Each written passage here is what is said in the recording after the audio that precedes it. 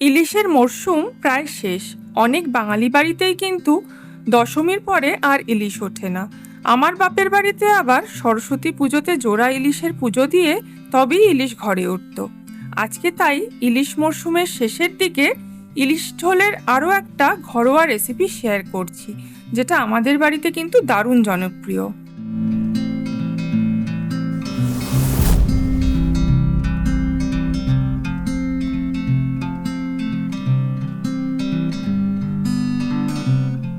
এখানে আমি বেগুন সমানভাবে ডুমো ডুমো করে কেটে নিয়েছি, কুমড়ো নিয়েছি, এটাও কিন্তু সমান সাইজের ডুমো ডুমো করে কাটা।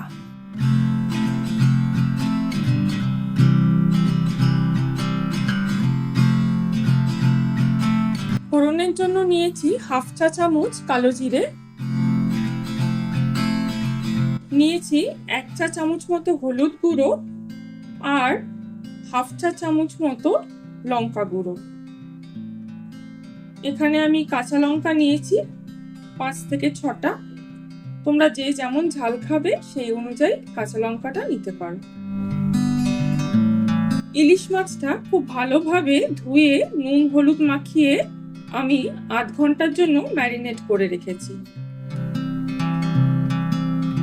কড়াই গরম হয়ে গেছে, সর্ষের তেল দিয়ে দিলাম।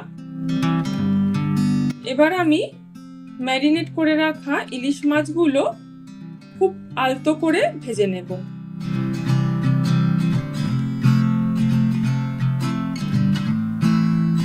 এবার খুব সাবধানে মাছগুলোকে উল্টে দিচ্ছি।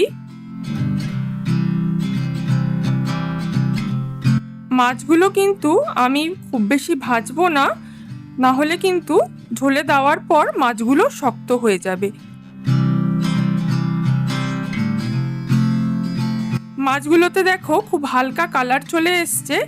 মাছগুলোকে আমি নামিয়ে নিচ্ছি, আর পরের ব্যাচের মাছগুলোকেও একইভাবে আমি সাঁতলে তুলে রাখবো।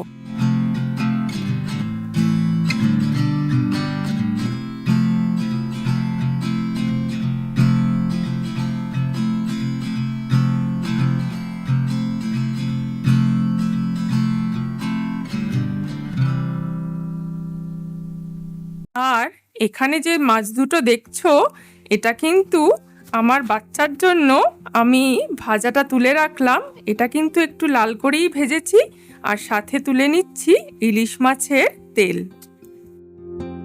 3 পিস রইল মাছ ভাজা খাওয়ার জন্য। এবার আমি কালো জিরে ফোড়ন দিয়ে দিলাম, আর কুমড়োটাকে দিয়ে খুব ভালোভাবে সাঁতলে নিচ্ছি।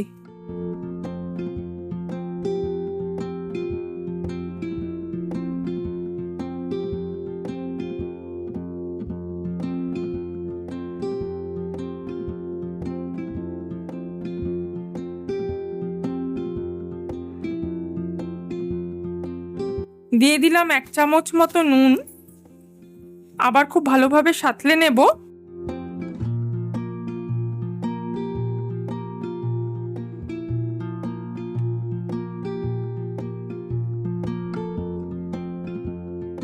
আঁচটা কিন্তু একদম মিডিয়াম ফ্লেমে রাখবো, আর ঢাকা চাপা দিয়ে দেব।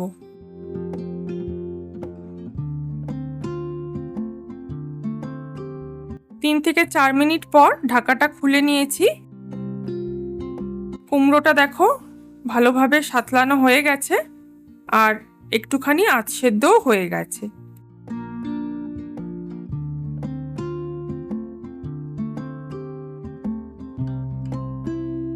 আরো 2-3 মিনিট মতো ঢেকে দিলাম,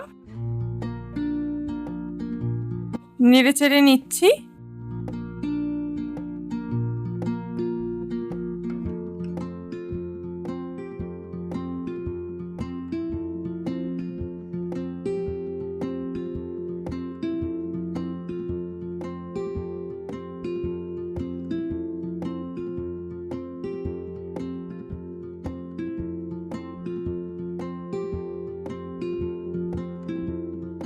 কুমড়োটা খুব ভালোভাবে সাঁতলানো হয়ে গেছে। এবার আমি বেগুনগুলো দিয়ে দিচ্ছি। বেগুনগুলোকেও তেলের মধ্যে খুব ভালোভাবে নেড়ে চেড়ে নেব। কুমড়োটা যখন ভালোভাবে সাঁতলানো হবে তখনই কিন্তু আমরা বেগুনটা ছাড়বো, নাহলে বেগুন সাঁতলাতে কিন্তু বেশি সময় লাগে না, আর খুব সহজে নালে বেগুনটা একদম নরম হয়ে ঝোলের মধ্যে ঘেটে যাবে।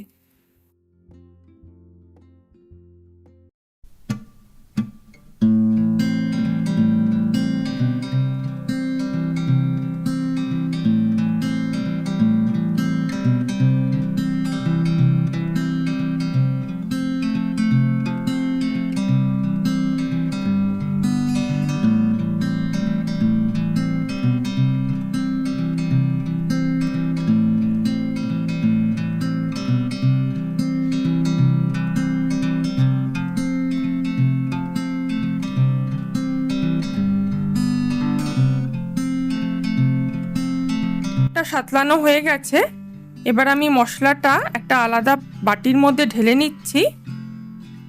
সাথে দিয়ে দিচ্ছি অল্প একটু জল। একটা চামচের সাহায্যে মশলাটাকে একটু মিক্স করে নিচ্ছি। মশলাটা পুড়ে গেলে কিন্তু তেতো হয়ে যাবে, তাই তোমরাও অবশ্যই মশলাটা অল্প একটু জলে সাঁতলে নেবে।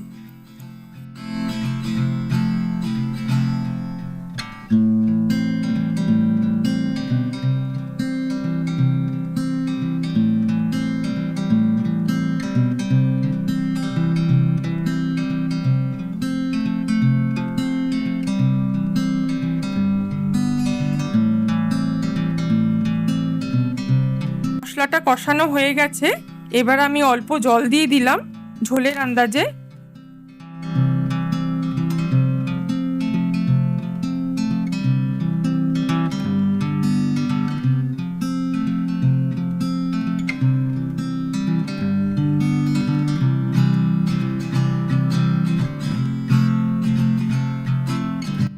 সাথে দিয়ে দিচ্ছি অল্প একটু নুন, আন্দাজ মতো। নুনটা তোমরা টেস্ট করে দেখতে পারো। আমি হাফ চামচ মতোই অ্যাড করলাম, যতটা ঝোল হবে সেই আন্দাজেই নুনটা হবে।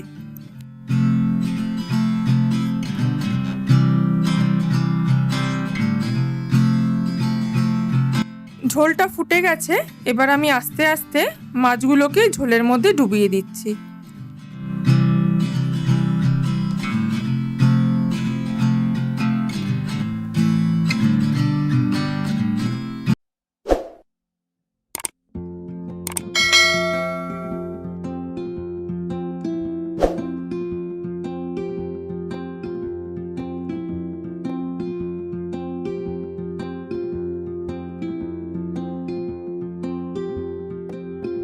খুব সাবধানে মাছগুলোকে এবার উল্টে দিচ্ছি।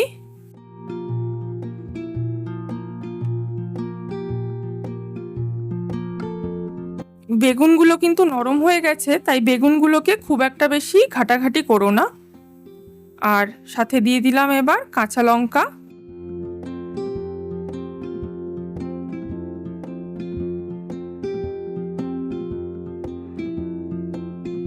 কাঁচা লঙ্কা দেওয়ার পরে আমি 3 থেকে 4 মিনিট আর একটু ঝোলটা ফুটতে দেব। এবার আমি গ্যাসটা বন্ধ করে দিলাম। ইলিশ মাছের ঝোল কিন্তু আমাদের রেডি।